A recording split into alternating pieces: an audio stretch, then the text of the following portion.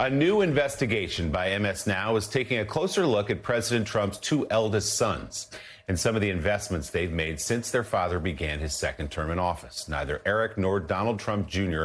hold official roles in their father's administration, but the two, of course, have become linked to investments in at least 10 defense firms that have drawn some $3.7 billion in federal funding since President Trump returned to the White House. The same companies received about $1 billion less, during a similar time span at the end of the Biden administration. The brothers' financial ties to companies funded by the government has raised concerns about potential conflicts of interest within the Trump family.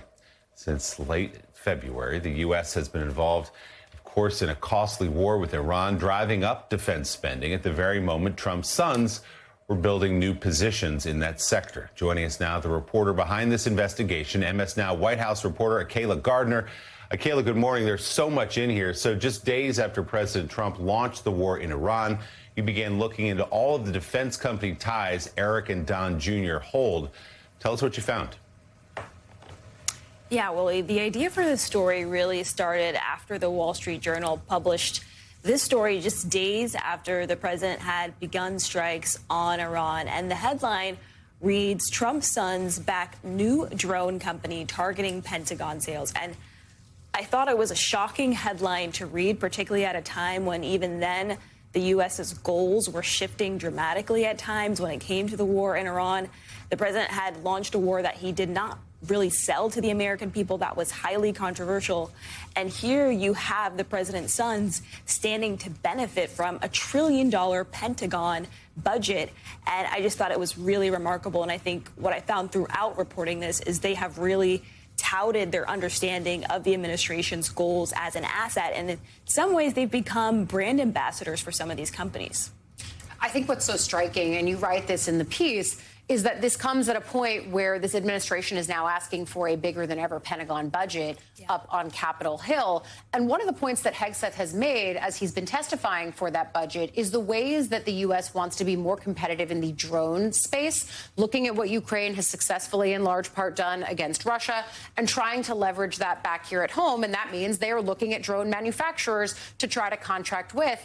And oh, wouldn't you know, some of those very drone manufacturers are ones that the Trump sons have a financial stake in, too. So can you explore just that piece on the drone front? Yeah, I think when it comes to drones and frankly, so many of these industries that their investments touch on, whether it's critical minerals or robotics or AI, the president has written executive orders or explicitly directed federal agencies to prioritize these industries. So you have the president making policy that then trickles down in terms of investments to the President Trump's sons.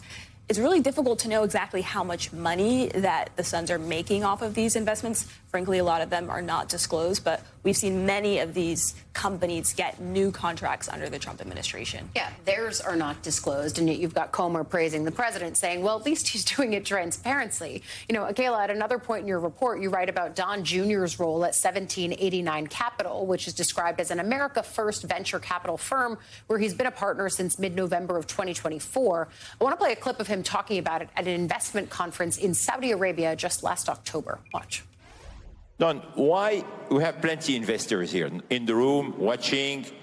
Why an investor should join you or partner with 1789? We understand what the administration wants to do because we help craft some of that messaging. So we can be on the outside but still have that understanding of what they plan to do. And that's logical. When you look at what's going on, I mean, one of the first stops was right here. You know, $2 trillion in foreign direct investment, eight since the start of the administration. We know what the administration wants to do because we helped to craft that messaging. And oh, by the way, I share genetic code with the president of the United States, right? I mean, like, that is now the explicit sell that for years we watched Hunter Biden and the Bidens be investigated for allegedly touting their ties behind the scenes. And I'm not explaining away that those investigations should or shouldn't have happened, but it just feels so clear now that this is another level and it is happening out in the open. So when it comes to 1789 Capital, tell us what we need to know about that part of this puzzle. So half of the companies that we report on in this story are companies that Donald Trump Jr. has exposure to through being a partner at 1789. Now, I'm told that he does not make final investment decisions, but he does have a role in investment strategy. And I think that sound that you just played really goes back to that point that I made, that they have become brand ambassadors in some of these cases. The CEO of Unusual Machines called Don Jr.'s role as an advisor to his company, he compared it to Oprah Winfrey and her role with Weight Watchers. And you also had Eric Trump going on Fox Business alongside the CEO of another one of these companies, announcing $24 million in government contracts. I think the fact that they are so open about it, it has these political ramifications that, frankly, in any other administration that we've seen before, that you would not see relatives of the president touting. Kayla, you did, of course, reach out to the Trump brothers and to the White House for comment on this story regarding your reporting. You include their responses in your piece that's published online. One of them, quote, spokesmen for the brothers say they play no role in awarding or managing the contracts. A spokesperson for Donald Trump Jr. said he, quote, does not interface with the federal government as part of his role for any company that he invests in or advises, and had nothing to do with any of these contracts. A spokesperson for Eric Trump said he, quote, is a passive investor with absolutely no involvement in the day-to-day operations, strategic decisions, management, or any activities of these companies. He has no role whatsoever in the awarding, oversight, or management of any government contracts. A White House spokesperson responded to questions about the defense contractor ties of the Trump brothers, calling it, quote, the same tired narrative Democrats have pushed against President Trump, his family, and his administration for a decade, going on to say, quote, only acts in the best interest of the American public when talking about President Trump.